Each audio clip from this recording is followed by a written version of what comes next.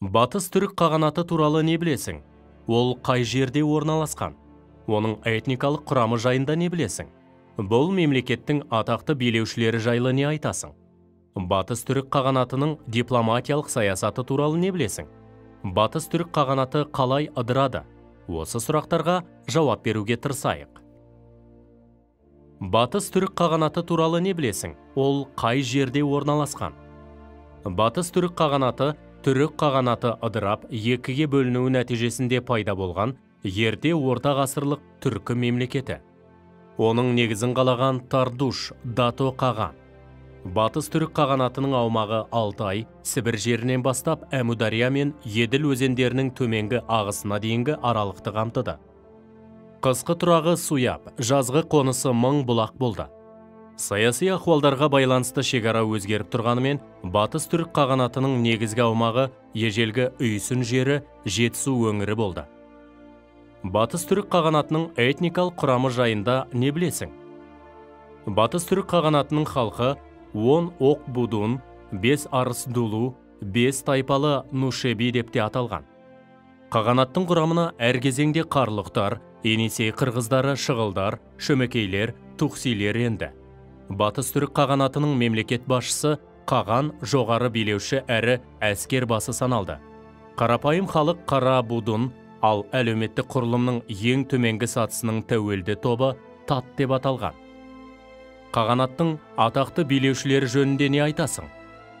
Қағанатты алғашқы кезде Тардуш қаған басқарды. Бұл кез қағанаттың күшейген кезеді. Шегу қаған қағанаттың шығыстағы шекарасын Алтайға дейін, ал батыстағы шекарасын Тарым өзені мен Памир тауына дейін жеткізді. Батыс түрік қағанатының дипломатиялық саясаты туралы не білесің?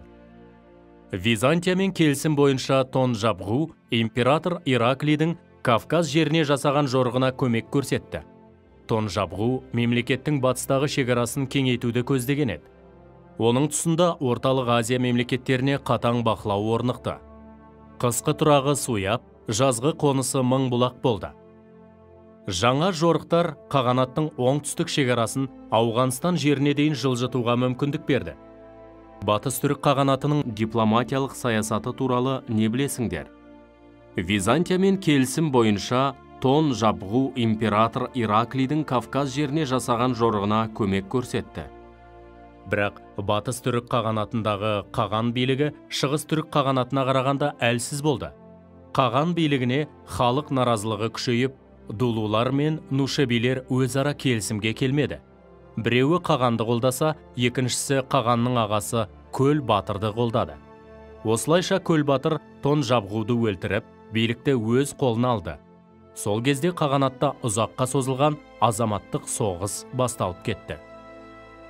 Бұл мемлекет қалай ыдырады?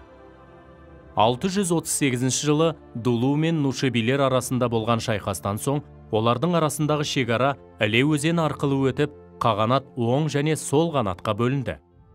Тайпаралық соғыстар 17 жылға созылды. Бұл Қытай әскерлерінің баса көктеп кіруіне қолайлы жағдай туғызды. Түркі тайпалары Батыс түрік қағанатының орнына бірнеше мемлекет құрды. Төменгі Еділ бойында және солтүстік Кавказдың шығысында Хазар қағанатын, қазіргі Қазақстан аумағында 3 мемлекет, батысында Оғыз мемлекеті, солтүстік шығыс және орталығында Қимақ қағанаты, Жетісуда Түргеш қағанаты қалыптасты.